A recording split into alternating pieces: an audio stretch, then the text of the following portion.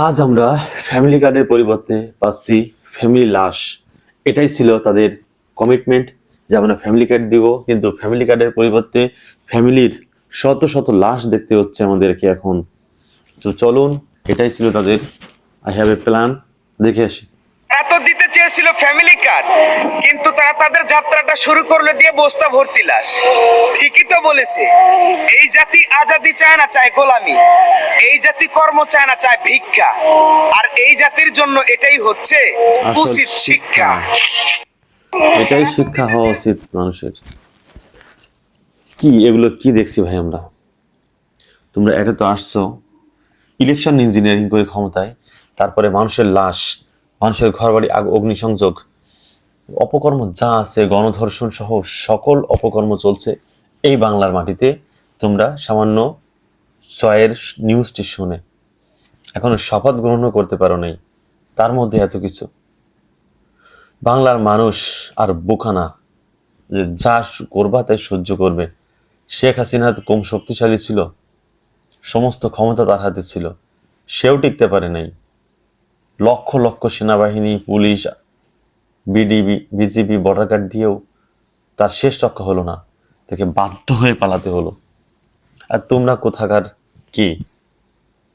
সাবধান হয়ে যাও, চাঁদাবাজ, দুর্নীতিবাজ, লুটতরাজ, মানুষ খুনকারী এবং ধর্ষক এবং বিএনপি সন্ত্রাসী বাহিনী, এমন অপকর্ম দিন শেষ। এখন বাংলার মানুষ চাই সৎ শাসন। আরো একটি 24 যদি হয়, আরো একটি 5ই আগস্ট যদি হয়, কার ক্ষতি হবে একটু ভেবে দেখেছো? কার ক্ষতি হবে? মাথা দিয়ে একটু ভেবে চিনতে দেখো তোমাদের অবস্থা কি হয় যদি তোমরা জুলুম শুরু করো মানুষের উপরে। এই ধরনের জুলুম মানুষ আর সহ্য করবে না। মানুষ আর কত জুলুম সহ্য করবে? শেখ হাসিনা আমলে দীর্ঘ 17 বছর এই মানুষ জুলুম সহ্য করেছে, হামলা মামলা সহ্য করেছে।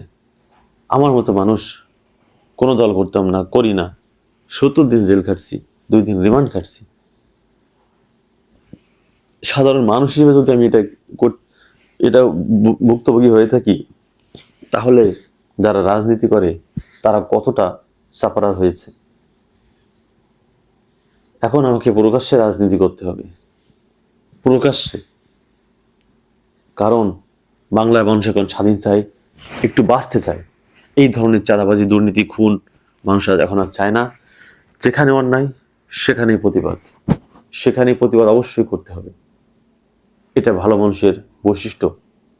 যদি আপনি অন্যায়ের প্রশ্রয় দেন, অন্যায়কে সমর্থন করেন, আপনিও, আপনার পরিবারও একদিন এই অন্যায়ের শিকার হবে, এই জুলুমের শিকার হবে। এই জুলুম, ফিরাউনের মতো এই জুলুমবাদী সরকার যদি টিকতে চায় জুলুম করে, ভুল ভাবছে, ভুল। এটা কখনোই টিকতে পারবে না, এই বাংলার মাটিতে কখনোই টিকতে পারবে না। সো ইনসাফ প্রতিষ্ঠার বিকল্প কিছুই নাই। ইনসাফ প্রতিষ্ঠা থাকলে রাজ্য স্থায়ী হয়। যে রাজ্যে বিচার হয় না, সে রাজ্য কখনোই সাস্টেইন করে না। সো ভিডিওটি ভালো লাগলে অবশ্যই শেয়ার করে দিবেন এবং চ্যানেলটি সাবস্ক্রাইব করে দিবেন। আসসালামু আলাইকুম।